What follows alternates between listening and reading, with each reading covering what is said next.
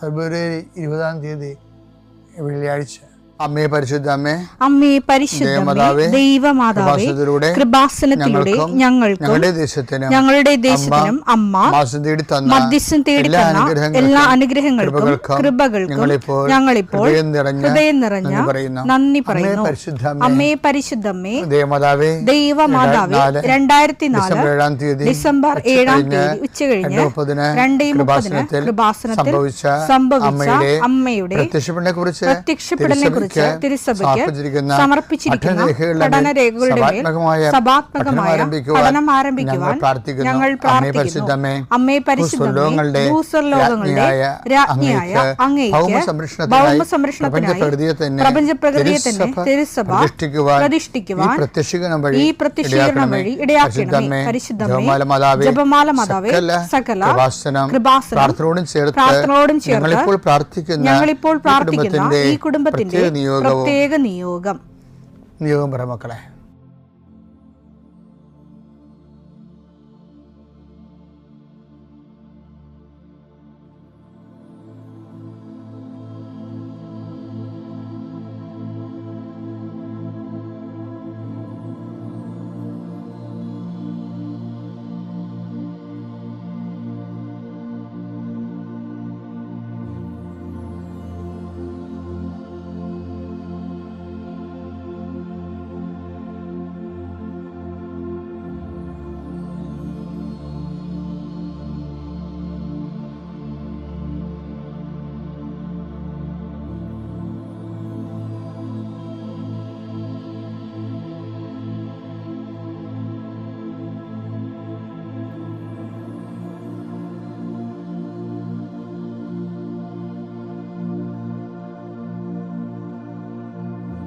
അമ്മയുടെ പ്രത്യക്ഷീകരണത്തിന്റെ ഈ അനുഗ്രഹവേളയിൽ ഞങ്ങൾക്ക് സാധിച്ചു തരുവാൻ കനിയണമേ.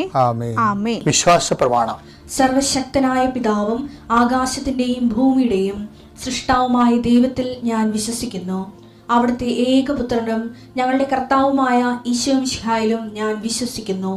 ഈ പുത്രൻ പരിശുദ്ധാത്മാവിനാൽ ഗർഭസ്ഥനായി കന്യകാമറിയത്തിൽ നിന്ന് പിറന്ന് പൊന്തിയോസ് പീലാത്തോസിന്റെ കാലത്ത് പീഡകൾ സഹിച്ച് കുരിശിൽ തറയ്ക്കപ്പെട്ട് മരിച്ച് അടക്കപ്പെട്ട് പാതാളങ്ങളിൽ ഇറങ്ങി മരിച്ചവരുടെ ഇടയിൽ നിന്ന് 3-ാം നാൾ ഉയർത്ത് സ്വർഗത്തിലേക്ക് എഴുന്നള്ളി സർവശക്തിയുള്ള പിതാവായ ദൈവത്തിന്റെ വലതുഭാഗത്തിരിക്കുന്നു. അവിടെ നിന്ന് ജീവിക്കുന്നവരെയും മരിച്ചവരെയും വിധിക്കുവാൻ വരുമെന്നും ഞാൻ വിശ്വസിക്കുന്നു. പരിശുദ്ധാത്മാവിലും ഞാൻ വിശ്വസിക്കുന്നു. വിശുദ്ധ കത്തോലിക്കാ സഭയിലും പുണ്യവാന്മാരുടെ ഐക്യത്തിലും പാപങ്ങളുടെ മോചനത്തിലും ശരീരത്തിന്റെ ഉയർപ്പിലും നിത്യമായ ജീവിതത്തിലും ഞാൻ വിശ്വസിക്കുന്നു. ആമേൻ. സുഖസ്ഥനായ ഞങ്ങളുടെ പിതാവേ, അങ്ങയുടെ നാമം പൂജിതമാകണമേ. അങ്ങയുടെ രാജ്യം വരണമേ. അങ്ങയുടെ തിരുമനസ് സ്വർഗത്തിലെ പോലെ ഭൂമിയിലുമാകണമേ. അന്നു വേണ്ടുന്ന ആഹാരം ഇന്ന് ഞങ്ങൾക്ക് തരണമേ. ഞങ്ങളോട് തെറ്റ് ചെയ്യുന്നവരോട് ഞങ്ങൾ ക്ഷമിക്കുന്നത് പോലെ ഞങ്ങളുടെ തെറ്റുകൾ ഞങ്ങളോടും ക്ഷമിക്കണമേ. ഞങ്ങളെ പ്രലോഭനത്തിൽ ഉൾപ്പെടുത്തരുതേ, തിന്മയിൽ ഞങ്ങൾ രക്ഷിക്കണമേ. ആമേൻ. നന്മ നിറഞ്ഞ മറിയമേ, സ്വസ്തി. കർത്താവ് അങ്ങയുടെ കൂടെ സ്ത്രീകളിൽ അങ്ങ് അനുഗ്രഹിക്കപ്പെട്ടവളാകുന്നു.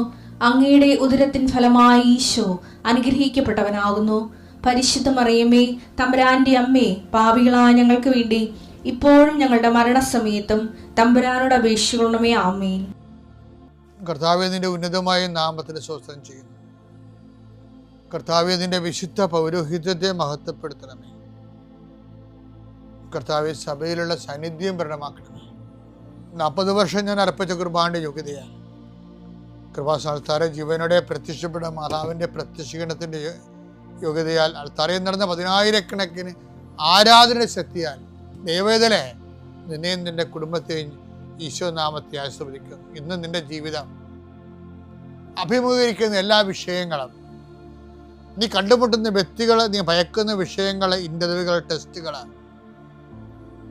യാത്ര ചെയ്തെത്തുന്ന ഇടങ്ങൾ, നിന്റെ ജോലിപ്പാടുകൾ, ശുശ്രൂഷ ഇടങ്ങൾ കർത്താവിൻ്റെ നാമത്തെ അനുഗ്രഹിക്കപ്പെടട്ടെ. സഞ്ചാരി മാതാവ്, സമയത്തിൻ്റെ അധികാരി, നിന്റെ ഉടമ്പടി വഴികളിലൂടെ നിന്നെ വേർപിരിയാതെ നിനക്ക് വേണ്ടി വാദിച്ചും നിന്നെ സപ്പോർട്ട് ചെയ്തും നിനക്ക് വേണ്ടി നീ ചെയ്യാനുള്ള ജോലി ഏറ്റെടുത്തും നിന്നെ സന്ധിക്കട്ടെ. ദൈവവേദനെ പ്രത്യേക പിതാവും പുത്രനും പരിശുദ്ധാത്മാശ്വരസ്വ.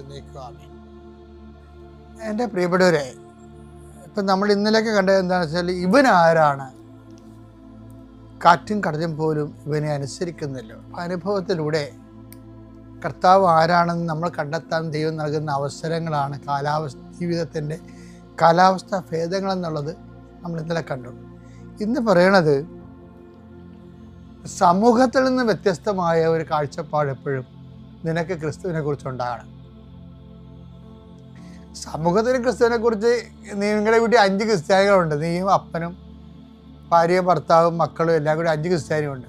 പക്ഷേ 5 ക്രിസ്ത്യാനിയും 5 ക്രിസ്തുവിനെയാണ് അറിയണത്. 5 ക്രിസ്തുവിനെ അതിൻ്റെ ഏറ്റവും മോസ്റ്റ് ഷാർപ്പ് ആൻഡ് പെർഫെക്റ്റ് ആയിട്ടുള്ള അറിവിലേക്ക് നമ്മൾ ഓരോരോ രീതികളിൽ വളർന്നുകൊണ്ടിരിക്കും. അതുകൊണ്ട് മറ്റുള്ളവർ ക്രിസ്തുവിനെ കുറിച്ച് എന്തറിയുന്നു എന്നുള്ളത് നമ്മൾക്ക് ക്രിസ്തുവിനെക്കുറിച്ച് എന്തറിയണമെന്നുള്ളതിൻ്റെ ഒരു ദൂരമാണ്. അത് ഈശോ ചോദിക്കുന്നുണ്ട്, ഞാൻ ആരാണെന്നാണ് മറ്റുള്ള ആൾക്കാരൊക്കെ പറയണത്. മത്തായി 16:13. യേശു കേസറിയ ഫിലിപ്പി പ്രദേശത്തെത്തിയപ്പോൾ ശിഷ്യന്മാരോട് ചോദിച്ചു, മനുഷ്യപുത്രൻ ആരെന്നാണ് ജനങ്ങൾ പറയുന്നത്? മനുഷ്യപുത്രൻ ആരെന്നാണ് ജനങ്ങൾ പറയുന്നത്? ജനങ്ങളിപ്പോൾ എന്തെല്ലാം, ഇപ്പം കർത്താവ് ഒരു പ്രവാചകനാണ് എന്ന് പറയും. അങ്ങനെ പല മനുഷ്യരും പല കാര്യങ്ങളും യേശുവിനെ കുറിച്ച് പറയും. അതൊന്നും നമ്മൾ ബാധിക്കുന്ന വിഷയങ്ങളേ അല്ല. ഇപ്പം ഞാൻ ആരാണെന്നാണ് ജനങ്ങൾ പറയണമെന്ന് പറയുമ്പോൾ, ആ ജനങ്ങൾ പറയുന്ന ക്രിസ്തു എന്തല്ല എന്നാണ് ജനങ്ങൾ പറയുന്നതെന്നാണ് നമ്മൾ മനസ്സിലാക്കേണ്ടത്. അല്ല ക്രിസ്തു എന്താണെന്ന് ജനങ്ങൾ പറയുന്നു എന്നല്ല, ക്രിസ്തു എന്തല്ല എന്നാണ് ജനങ്ങൾ പറയുന്നത്. ആ കാര്യം നാളെ നിൻ്റെ നേരെ ചോദ്യം വരും. എന്താണ്? ഞാൻ ആരാണെന്നാണ് നിങ്ങൾ പറയുന്നത്.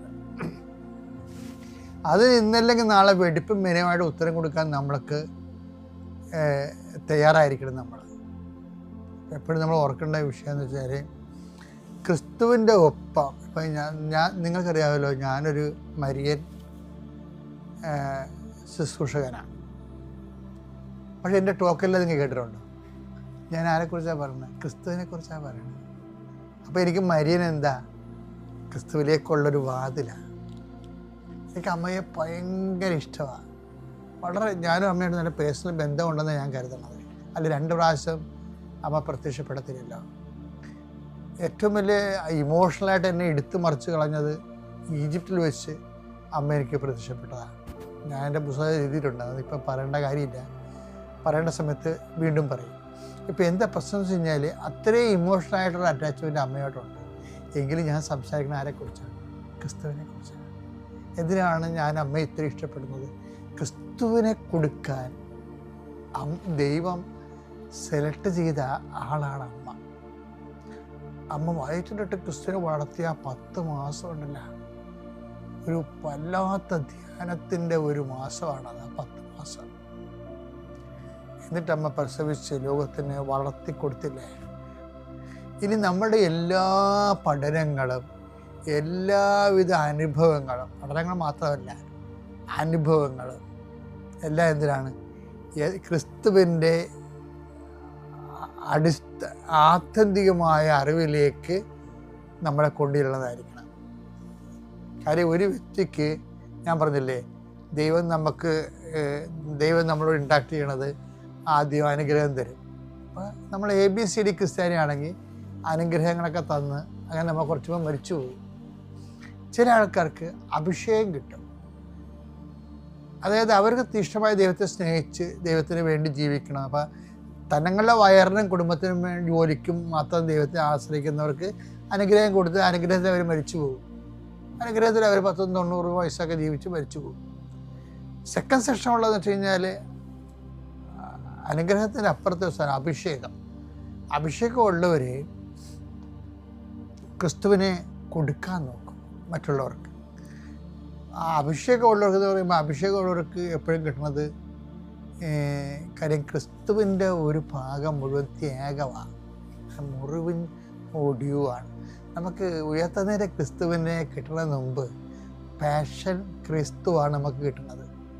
ഇത് 50-50 ശരിക്കും. അതിൻ്റെ വിഷയം എന്ന് പറയുന്നത്, നമ്മുടെ സത്യക്കേട് കാണിക്കരുത്. അപ്പോൾ ചില ആൾക്കാരെ കാനഡയിൽ പോകാൻ മാത്രം കിട്ടണ കല്യാണം, അപ്പോൾ കാനഡയിൽ പോകാൻ PR കിട്ടിയില്ല എന്നുണ്ടെങ്കിൽ ഉടനെ ഡൈവേഴ്സ് ചെയ്യും. അപ്പോൾ ഇയാൾ ഇവിടെ ആരുടെ കല്യാണം, കാനഡയിലാണ് കല്യാണം കഴിച്ചത്, അതാ PR ആണോ കല്യാണം കഴിച്ചത്? എന്നിട്ട് ദൈവത്തിൻ്റെ മുമ്പിൽ വന്ന് സർക്കാരുടെ മുമ്പിൽ വന്നുകൊണ്ട് സുഖത്തിലും ദുഃഖത്തിലും എന്നൊക്കെ പറഞ്ഞുകൊണ്ട് കുറേ വിവരക്കേട് വിളിച്ച് പറയുകയും ചെയ്യും. അപ്പോൾ ഇതൊക്കെ ഇനി ഒറ്റണക്ക് പോകത്തില്ല, ഇതിനെല്ലാം തിരിച്ചു വരും. നിങ്ങളെ എപ്പോഴും ശ്രദ്ധിക്കണം കേട്ടാ, ഒന്നുറങ്ങി നേരം വിളിക്കത്തില്ല. ഇതെല്ലാം നിങ്ങളുടെ ഒരു കാലമാകുമ്പോൾ ദൈവത്തിന് നിരക്കാത്ത പണിയാണ് കാണിച്ചിട്ടുണ്ടെങ്കിൽ എൻ്റെ പൊന്നു മക്കളെ തിരിച്ചു വരും. ഒരു മാർഗ്ഗമില്ല കാര്യത്തിൽ. ഇതൊക്കെ ചെറുപ്പത്തിൽ തിളപ്പ് കൊണ്ട് ബുദ്ധിയും ബോധം ഇല്ലാത്തതുകൊണ്ട് ഇപ്പം കാണിച്ചുകൊണ്ട് ദൈവത്തിൻ്റെ കണ്ണി പൊഴിയിടുന്ന പരിപാടികളാണ്. ഈ അഭ്യാസങ്ങൾ നിർത്തിക്കൊണ്ട് തിരിച്ചു വരേണ്ടി വരും. എന്ത് കാര്യം, ഞാനിതൊക്കെ പറയുമ്പോൾ ഞാൻ പറയണമല്ലോ, ഇത് 21 ലക്ഷം മനുഷ്യരല്ലേ ഇത്രയും നാൾ അവരുടെ സങ്കടങ്ങൾ കേട്ടിരിക്കുന്നത്. അതിൻ്റെ അകത്ത് സ്ത്രീകളുമുണ്ട് പുരുഷന്മാരും ഉണ്ട്. അപ്പോൾ എനിക്ക് ദേഷ്യമൊക്കെ ഉണ്ടാവും കേട്ട് വരുമ്പോഴേ ഓരോ മനുഷ്യൻ്റെ ജന്മം ഇങ്ങനെ നിരർത്ഥകമായിട്ട് പൊലിച്ച് കാണുമ്പോഴേ നമുക്ക് വിഷമം വരും ശരിക്കും. അപ്പം അതാണ് എൻ്റെ വാക്കിലൂടെയൊക്കെ ഇടയ്ക്ക് നിങ്ങൾ കേൾക്കണത്. അപ്പം എന്താ പ്രശ്നം വെച്ച് കഴിഞ്ഞാൽ, ഈ അനുഭവത്തിലൂടെ എല്ലാം നമ്മൾ പല മനുഷ്യരും പല കാര്യങ്ങളും പറയുന്നുണ്ട്. ക്രിസ്തുവിനെ കുറിച്ച് പറഞ്ഞാലും നമ്മളുടെ ഒരു സഭ കൈമാറി തന്ന ക്രിസ്തു അനുഭവം, ഈ അനുഭവത്തിലേക്ക് പോകുന്ന ഇതിനെ എല്ലാം എടുക്കേണ്ടത് ഓൾ റോഡ്സ് റോം എന്ന് പറഞ്ഞ പോലെ ഓൾ റോഡ്സ് ക്രൈസ്റ്റ്, എല്ലാ വഴികളും ക്രിസ്തുവിലേക്ക്. അപ്പം അങ്ങനെ ഒരു നിലപാടെടുത്ത് ദൈവത്തിന് നിലപാട് സത്യസന്ധമായിട്ട് തോന്നിയാൽ ദൈവം നിന്നെ ഏറ്റെടുക്കും. അവിടെ വെച്ചാണ് ഈ അഭിഷേകം കിട്ടുന്നത്. ഞാൻ പറഞ്ഞില്ലേ, പാഷൻ ഓഫ് ക്രൈസ്റ്റ് ആണ് നമ്മൾ ജീവിക്കണത്. ഇപ്പോൾ ഒരു ഭാര്യ ഇട്ടച്ചും പോയാൽ അവൻ്റെ പാഷൻ അവൻ്റെ പാഷനായി, സങ്കടമായി, വേഗരം കണ്ട കാലമായി. ഭർത്താവ് ഇട്ടച്ചും പോയാൽ വേഗരം കണ്ട കാലമായി. അപ്പോൾ നമ്മൾക്ക് എക്സോർവായി നമ്മൾക്ക് പാഷൻ ഓഫ് ക്രൈസ്റ്റ് ഉണ്ട് ജീവിതത്തിൽ.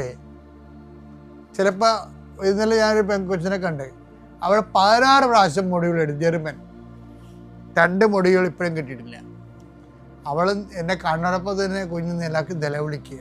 പാഷനാണ്. നിങ്ങളതിൽ നിന്നൊക്കെ കരകയറി വരും. പക്ഷെ ആ പാഷൻ്റെ സമയത്ത് കർത്താവിൻ്റെ പീഡാസഹനം എന്നിലൂടെ പൂർത്തിയാകുന്നു. യേശു ക്രിസ്തുവിൻ്റെ പീഡാനുഭവങ്ങൾ എന്ന പോരായ്മ എന്ന പറഞ്ഞ വാക്കുണ്ട്. അട്ടിപ്പൊടിയാണത്. കൊളോസ്യസ് 1:24 നിങ്ങളെ പ്രതിയുള്ള പീഡകളിൽ ഞാൻ സന്തോഷിക്കുന്നു. സഭയാകുന്ന തന്റെ ശരീരത്തെ പ്രതി ക്രിസ്തുവിന് സഹിക്കേണ്ടി വന്ന പീഡകളുടെ കുറവ് എന്റെ ശരീരത്തിൽ ഞാൻ നികത്തുന്നു. ബൈബിളിലെ ഏറ്റവും ടോപ്പ് വെളിപാടുകളിൽ ഒന്നാണിത്. അത് ഞാൻ പറഞ്ഞില്ലേ, നമ്മുടെ പാഷൻ ഓഫ് ക്രൈസ്റ്റ് നമ്മളിലുണ്ട്. അതിൻ്റെ ഷെയർ നമുക്ക് കിട്ടും. അപ്പോൾ അത് നമ്മളുടെ കഷ്ടനഷ്ടങ്ങളിലൂടെയാണ് അത് നമുക്ക് ഫീൽ ചെയ്യണത്. അതിനെ എന്താ പറയുന്നത്, സഭയാകുന്ന ശരീരത്തെ പ്രതി ക്രിസ്തുവിന് സഹിക്കേണ്ടി വന്ന പീഡകളുടെ കുറവ് അപ്പം ഞാൻ ക്രിസ്തുവിനോട് സഹിക്കുകയാണ് ശരിക്കും പറയണത്. അപ്പം ഈ ക്രിസ്തുവിനോട് സഹിക്കുന്നവരെന്താ ചെയ്യണത്, ക്രിസ്തുവിനോട് കൂടെ നേടുമെന്നുണ്ട്. 2 തിമോത്തി 2:12 നാം ഉറച്ചു നിൽക്കുമെങ്കിൽ അവനോട് കൂടി വാഴും. അപ്പം അതായത് ക്രിസ്തുവിനോട് സഹിക്കുന്നവർ ക്രിസ്തുവിനോട് കൂടെ നേടുമെന്നുള്ള ആ വചനത്തിനോട് ചേർന്ന ഇത് വരണത്. എന്ന് വെച്ച് കഴിഞ്ഞാൽ ഇപ്പം നമ്മൾ ധ്യാനിക്കുന്ന വിഷയം എന്താണ്, ഞാൻ ആരെന്നാണ് ജനങ്ങൾ പറയുന്നത് എന്നുള്ള ചോദ്യമല്ലേ. അപ്പം ജനങ്ങൾ പറയുമ്പോഴും നമ്മൾക്ക് നമ്മളെ അനുഭവത്തിൽ ജനങ്ങൾ പലതും പറയും. ക്രിസ്തുവിനെക്കുറിച്ചുള്ള എല്ലാ വിഡ്ഢിത്തരങ്ങളും ആയിരിക്കും അത്. മറിച്ച് നമ്മൾക്ക് അനുഭവവേദ്യമായ ഒരു ക്രിസ്തു, നമ്മുടെ ക്രിസ്തു, നിൻ്റെ സ്വന്തം ക്രിസ്തു. അതൊരു വീട്ടിൽ 5 പേരുണ്ടെങ്കിൽ 5 പേർക്ക് 5 ഡിഗ്രീസ് ഓഫ് പെർഫെക്ഷനിലാണ് ക്രിസ്തുവിനെ കിട്ടണമെന്നുണ്ടെങ്കിൽ നീ എപ്പോഴും കർത്താവിനോട് ആഭിമുഖ്യമുള്ള വ്യക്തി എന്ന നിലയിൽ ക്രിസ്തുവിനെക്കുറിച്ച് അറിവിൽ 1-ാം സ്ഥാനത്ത് എത്താൻ നോക്കണം. കാര്യം അറിവിൽ വളരുക. 2:3-18 നമ്മുടെ കർത്താവും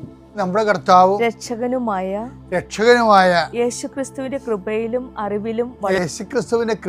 അറിവിലും വളരുവിൻ. അപ്പം ഈ 5 പേരുടെ വീട്ടിലുണ്ടെങ്കിലും ക്രിസ്തുവിനെ കുറിച്ചുള്ള അറിവിൽ നീ കർത്താവിനോട് ആഭിമുഖ്യം ഉള്ള ആളെന്ന രീതിയിൽ അറിവിൽ വളരണമെന്നാണ് കർത്താവിൻ്റെ വചനം പറയുന്നത്. ഇന്നലെ കിട്ടിയ അറിവായിരിക്കത്തില്ല ഇന്ന് കിട്ടുന്ന അറിവ്. അപ്പം ഞാൻ ആരാണെന്ന് ആ ജനങ്ങൾ പറയുന്നെന്ന് പറഞ്ഞില്ലേ, അത് മരണം വരെ ആ ചോദ്യത്തിന് നീ അനുഭവങ്ങളും അറിവിലും വളർന്നുകൊണ്ട് ഉത്തരം കൊടുക്കണം.